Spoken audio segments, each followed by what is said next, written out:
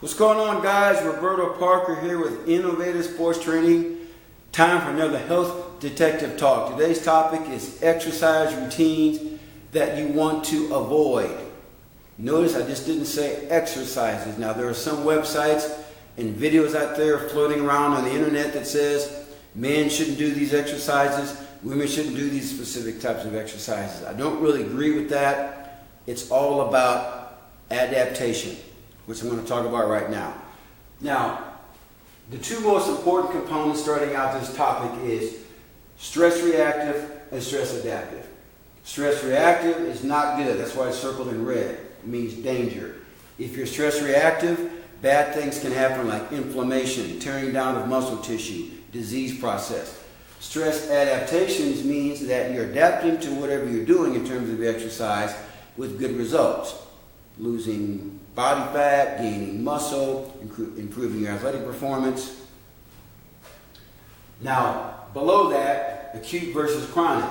I believe in doing things more acutely with exercise. Don't do the same thing day in, day out, week in, week out, month in, month out, year in, year out, because otherwise it becomes chronic and your body will not adjust to what you're doing. Your body will become immune to what you're doing. In fact, if it's done too chronically, it can also cause some problems with injuries and disease.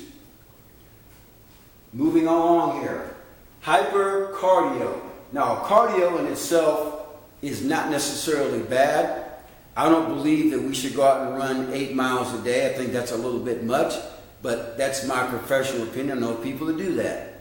But doing too much of anything is not good because, once again, your body becomes too adapted to it, and then it becomes chronic and you become stress reactive.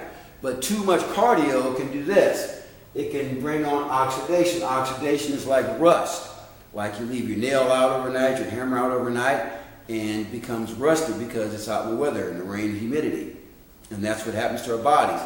Oxidation is pretty analogous to rust going on in our body, which is not good. So you want to stay away from hypercardio. But you have to ask yourself the question, are you stress reactive to it? Are you stress adapted to it? Is it done acutely or is it done chronically? Number 2, hyper yoga. Now, yoga is good for mobility and stretching, for flexibility, but too much of it can do some damage in terms of joint damage because you start to stretch out the ligaments of the joints. Ligaments and those types of tissues are not meant to be overly stretched. You want to stretch muscle, you want to strengthen muscle, but you do not want to hyper-stretch ligaments, because if you do that, they will never return to their original structure as they should. Hyper-heavy weightlifting. Too much of that can tear down muscles. And if you're always in tear-down mode, which is catabolic, things will start to atrophy, and once again, a disease process can occur. So that is not good either. So the bottom line is this, guys. How do you balance all three of these? There are some of you, and all of us are individually different here, how we're designing what we can handle in terms of stress adaptation. How well do you adapt to cardio? How well do you adapt to yoga? How well do you adapt to weightlifting? Some of us can do more cardio, some of us can't. Some of you can do more yoga, some of you can't. Some of you can do more weightlifting, some of you can't. That is why you need to come and sit down and visit with me, because I will help you figure that out, that recipe. And this also must be balanced with your nutritional lifestyle, because you have to eat the right type of foods that are going to help you get the most bang for your buck relative to doing cardio, yoga, or weightlifting. And all of these, by the way, can be combined together in some sort of a circuit too, which is also good.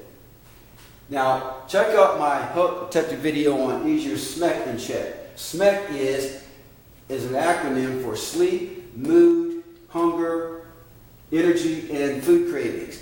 If any one of those are out of balance, there's some sort of stress reactivity that's going on up here, some sort of chronic problem that's going on up here. So you want to make sure those things are in check. That is probably the best non-scientific way of determining whether everything is balanced. Guys, I'll be more than happy to sit down with you.